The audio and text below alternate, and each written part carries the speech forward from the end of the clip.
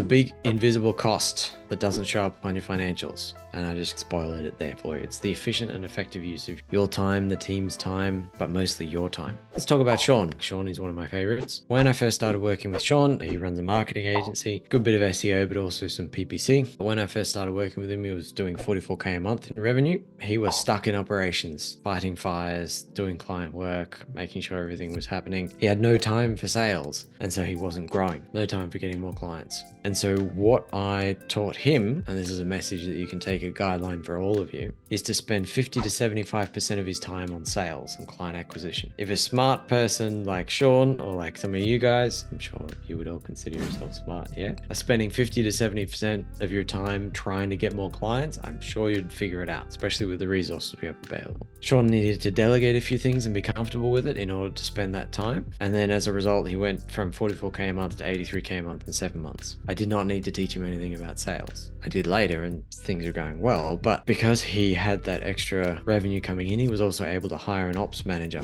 a rock star operations manager, who can implement all the operations improvements that used to distract Sean. He can manage all the things that used to distract Sean so he can continue to spend that much time. Now, how this applies to you, the lesson is prioritize your time. I'm not saying stop focusing on operations. I don't know your scenario. The main thing is what we spend our time on matters. Make sure you're spending time on the actual priorities. For example, if you spent 20 hours per week on getting clients, using the resources here at Blueprint, asking questions in the Slack community, the chances of you growing your revenue are pretty high, right? 20 hours a week, I'm sure you could figure that out. So for Sean, the key was removing things that he was spending time on to make time for getting clients. And there's two tools that I recommend for removing time-consuming things and improving your efficiency. So Sean choosing to work on the priority task, that's effective use of your time. And then there's efficiency, which is like doing the chosen tasks quickly. And so there's two frameworks here. One, the task order framework. For every single task that you do or one of your team members does, you ask these questions. Can it be eliminated? Is this task necessary at all? So doing a fourth post in a day on your agency's social media, is that actually necessary? Is it going to move the needle? If not, stop doing it. If a task can't be eliminated, can it be automated? Because automation is usually faster, cheaper, and more accurate than people. The third is, okay, if it can't be eliminated or automated, delegate it to someone who's cheaper than what you could be doing with your time. And then finally, if it is something that you have to do that can't be delegated, give yourself a short deadline so that you just focus and get the priority of it done. Another framework, and we can do a working session on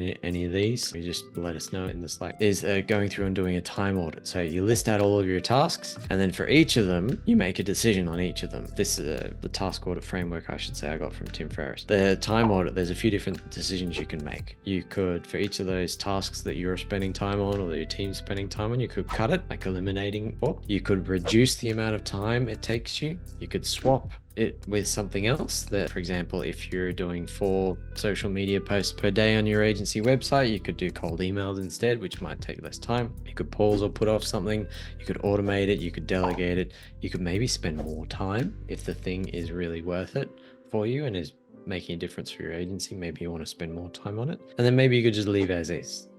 Just keep doing it. And then maybe you're unsure and talk to us about it. And then finally, you just make the changes. I could do a video walking you through each of these so that you could do it along with me, or I could do a live session. Thoughts? Let me know in the chat.